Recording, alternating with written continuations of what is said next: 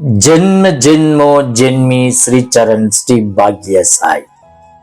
அனைவருக்கும் சாய் சுப நமஸ்காரங்கள்.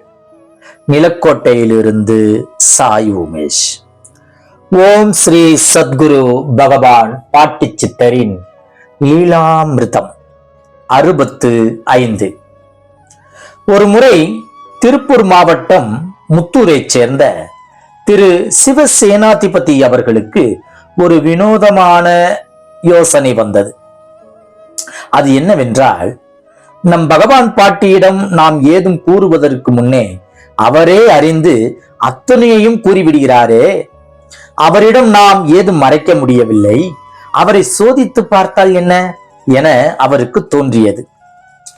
இவர் மனதிற்குள் சிவபெருமானை நினைந்து கொண்டு பாட்டியின் முன் உட்கார்வோம், பாட்டி என்னதான் செய்கிறார்கள் என பார்ப்போம் என தீர்மானித்துக் கொண்டு அவ்வாறே செய்தார். பகவான் பாட்டி அதற்கு, டேய், நீ என்னத்தான நினைச்ச, நான் தாண்டா சிவன் என்று கூறியதோடு மட்டுமல்லாமல் தனது தலைமுடியை சாட்சாத் ஸ்ரீ சிவபெருமான் தலையின் தோற்றம் போல மாற்றி காட்டினார்கள். இவரோ ஆச்சரியத்தின் உச்சிக்கே சென்று மீண்டும் உடனே மனதினில் மதுரை மீனாட்சி தாயை நினைக்கலானார். பாட்டியோ உடனே அவரிடம், டேய், நான் மதுரை மீனாட்சி தாண்டா என்றார்கள். திரு சிவசேனாதிபதி அவர்களோ இதற்கு மேல் பாட்டியை சோதிக்க விரும்பாமல் நிறுத்தி கொண்டார். ஏனெனில் மறுபடியும் பாட்டி நம்மை சோதிக்க ஆரம்பித்தால் நம்மால் தாங்க முடியாது அல்லவா?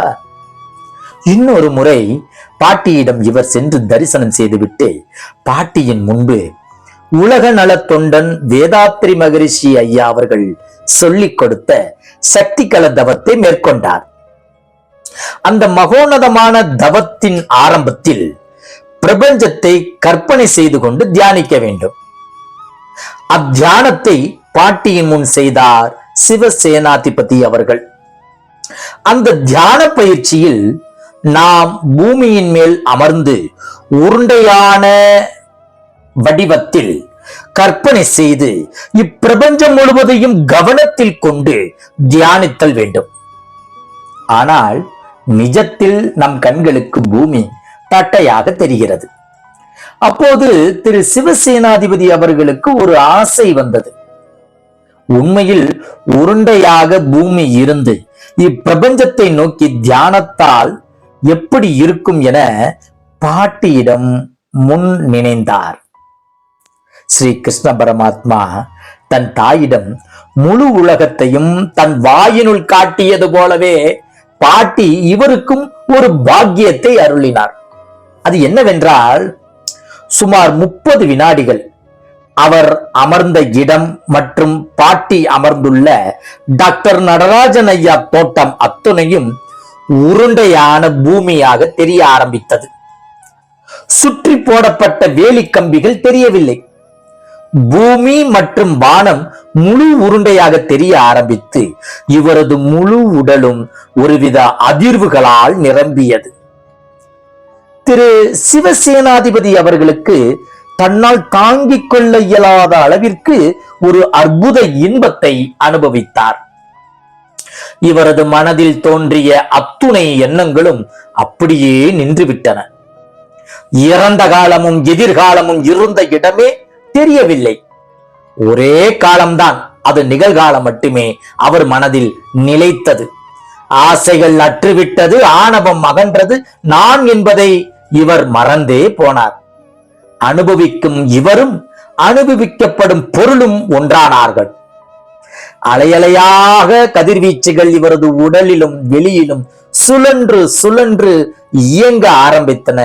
இவருக்குள்ளே பிரபஞ்சம் முழுவதும் அவ்வாறுதான். நுண்ணிய அணைகளே அனைத்தும். ஆம், அந்த அலைகளே சக்தியாகும். அச்சக்தியின் வடிவமே பிரபஞ்சமாகும். பிரபஞ்சம் முழுவதும் அன்னை ஆதிபரா சக்திதான். பாட்டி மீண்டும் கையை அசைக்க அசைக்க திரு சிவசேனாதிபதி அவர்கள் மீண்டும் சுய நினைவுக்கு வந்தார். இவரது ஆன்மாவிற்கு பரம திருப்தியாக இருந்தது இந்த அனுபவம். ஆனால் வெறும் 30 வினாடிகள் மட்டுமே அடைந்த இப்பேரின்பம் இன்னும் இன்னும் வேணும் என இவர் மனதிற்குள் ஏங்க, பாட்டியோ போதுமடா, இதற்கு மேல் நீ தாங்க மாட்ட என கூறினார்கள். எதை, எப்பொழுது, யாருக்கு, எங்கே, எவ்வளவு தர வேண்டும் என்பது அன்னை பகவான் பாட்டிக்கு தெரியும் அல்லவா? சர்வ வல்லமை பொருந்திய பாட்டியை அனுதினமும் நாம் தியானிப்போம், ஆகச் சிறந்த சுகத்தை அனுபவிப்போம். ஜெய் குரு பாட்டி, ஜெய் குரு பாட்டி, நற்பவி பாட்டி.